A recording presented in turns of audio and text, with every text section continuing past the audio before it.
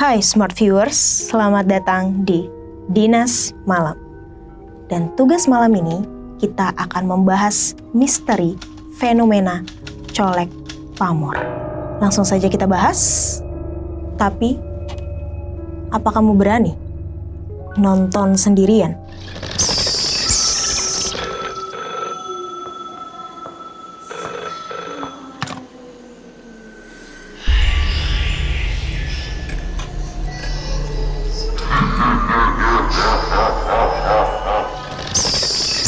Fenomena colek pamor terjadi tepatnya pada awal tahun 2005 usai bencana besar tsunami di Aceh. Awalnya, fenomena berupa guratan misterius ini muncul di Kabupaten Karangasem dan Buleleng, kemudian meluas ke wilayah Gianyar, Badung, hingga Tabanan.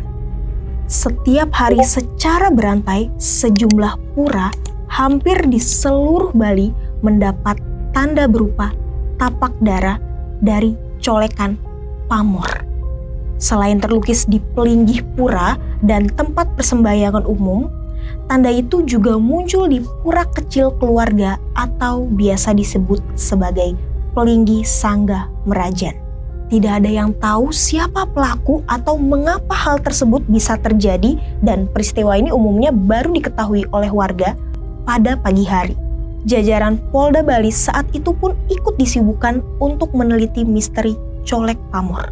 Bahkan, sampel kapur putih dari pura di Kabupaten Karangasem, ujung timur Pulau Bali, sampai pura di Tabanan, Bali Barat diteliti di Laboratorium Forensik Polda Bali. Dan menurut kabar, ketika ada salah satu warga yang berusaha menghapus colek pamor tersebut, ia malah kerauhan. Kerauhan adalah pengalaman mistis yang sangat dekat dengan kehidupan religius masyarakat Bali yang merupakan kondisi saat seorang individu didatangi oleh entitas gaib. Lalu akhirnya warga Bali pun membiarkan tanda itu terlukis di tempat pemujaan mereka.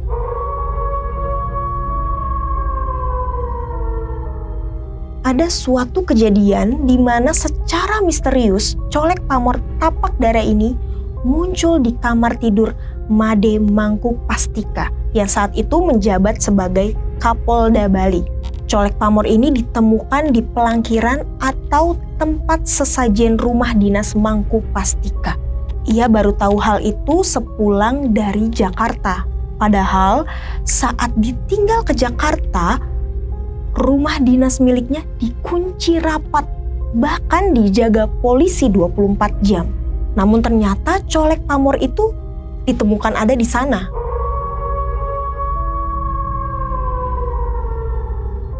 Simbol tapak darah yang terbuat dari kapur sirih ini merupakan salah satu bentuk simbol budaya Hindu di Bali dan bersifat sangat lokal, namun memiliki makna yang sangat universal.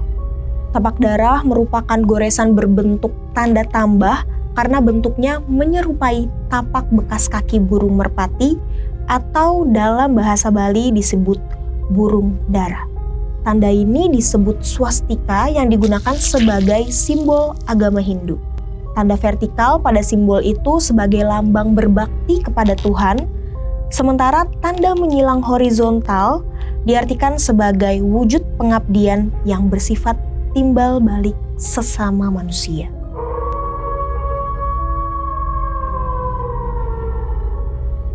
Pada tahun 2018, fenomena ini kembali terjadi.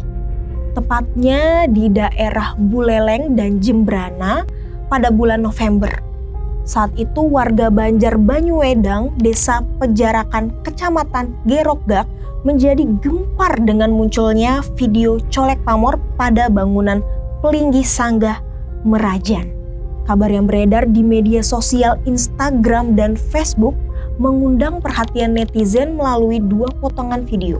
Video pendek berdurasi 24 detik dan 59 detik itu diposting oleh akun bernama Rudy Bali. Percaya bro, ini di tetangga saya juga.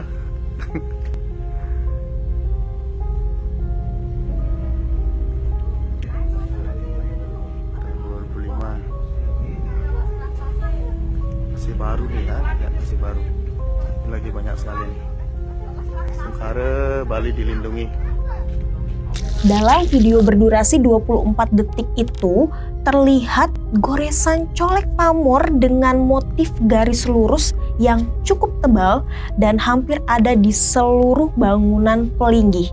Mulai dari Jero Gede, Penunggun Karang, sampai Rong Telu.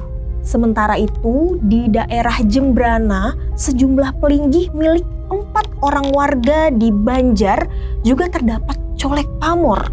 Menurut salah seorang warga setempat, ia mengetahui beberapa pelinggihnya berisi tanda goresan kapur atau colek pamor pada Minggu pagi. Dan dia menduga goresan itu dilakukan pada Sabtu malam.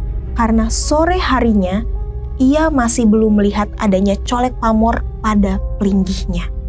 Setelah itu, ia mengunggah beberapa foto pelinggih yang sudah berisi tanda coretan kapur di akun Facebook miliknya.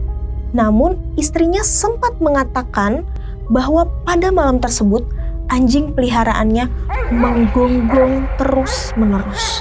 Namun, karena istrinya tidak berani keluar rumah untuk memeriksanya, mereka jadi tidak tahu apa yang sebenarnya terjadi. Baru kemudian hari Minggu pagi, mereka menyadari kalau ternyata ada colek pamor di sejumlah pelinggih miliknya. Sama seperti yang terjadi di sejumlah wilayah di Bali. Dan mereka lebih kaget lagi setelah mengetahui beberapa tetangganya juga mengalami hal serupa.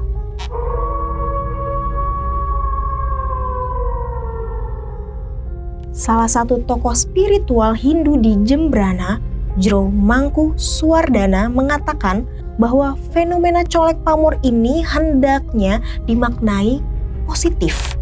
Karena adanya colek pamor pada bangunan di Bali ini memang memiliki makna tersendiri. Pamor atau kapur di Bali biasanya digunakan simbol salah satu bagian dari simbol Trimurti yang dilambangkan dengan 3 warna, yakni merah, cendana, hitam, arang, dan putih, pamor. Pamor itu digunakan sendiri secara tunggal seperti pada proses pembuatan tapak darah. Itu diartikan sebagai simbol penyederhanaan dari lambang swastika atau yang juga sering digunakan pada bangunan di Bali sebagai simbol penolak energi negatif. Misalnya digunakan saat Rahina Kalapaksa.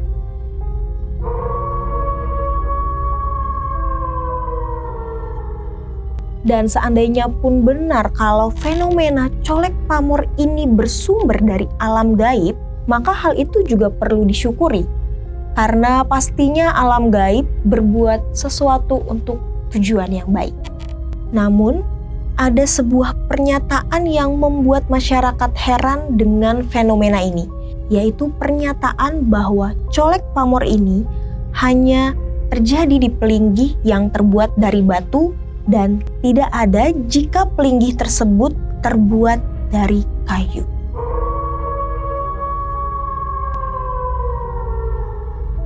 Dan di saat itu pula beredar sejumlah video rekaman CCTV yang diunggah dalam salah satu akun Facebook bernama Iketut Wijaya Mantra. Dalam rekaman tersebut, pemilik akun mengatakan kalau ia melihat sekelebat bayangan samar yang terduga menjadi pelaku colek pamor. Namun, pemilik akun lebih mempercayai bahwa hal tersebut merupakan sebuah proses niskala.